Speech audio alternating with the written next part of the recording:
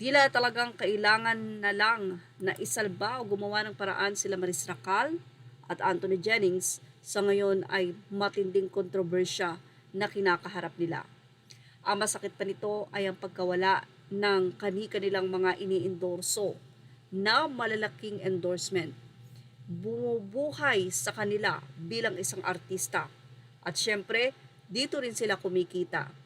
May mga bills, may mga bagay na kinuha, installment or whatever, pero dahil sa nangyaring ito, napakalaking problema para sa dalawa.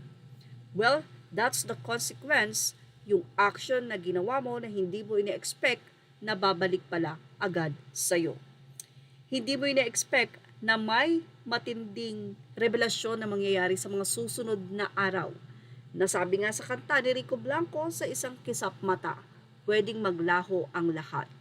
Walang pagsisisi na nasa una kundi nasa huli. Sigurado daw na ito ang nararamdaman nila Anthony Jennings at Maris Racal, na lahat ng pagmamahal o na-fall o na-in-love sa mga sweetness ni Anthony Jennings si Maris ay naglaho na ngayon. Pawang pagsisisi na lamang ang meron sa puso't isip ni Maris Racal or ni Anthony Jennings. Sa ngayon, tanong ng mga netizen, paano na kaya ang kanilang career? Pero ayon nga kay Maris, go, go, go pa din siya.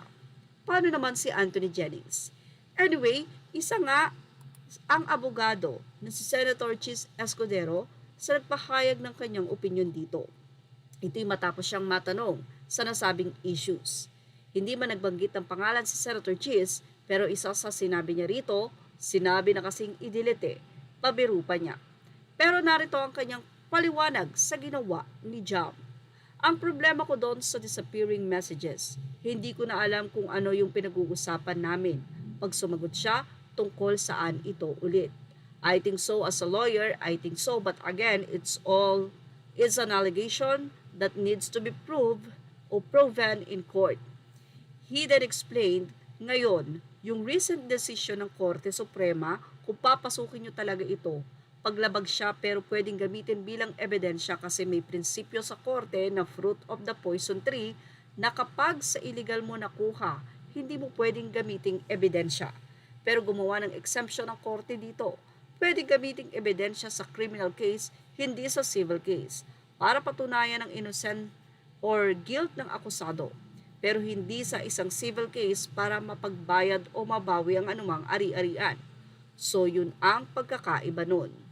Yan ang naging pakayag ni Senator Chis Escudero. At ayon nga sa kanya, sana daw ay sumunod na lang itong si Anthony na kapag sinabing i-delete, dapat i-delete. Well, ano masasay nyo about sa reaksyon na ito ni Senator Chis Escudero? Ilagay na ang inyong opinion sa ating comment section.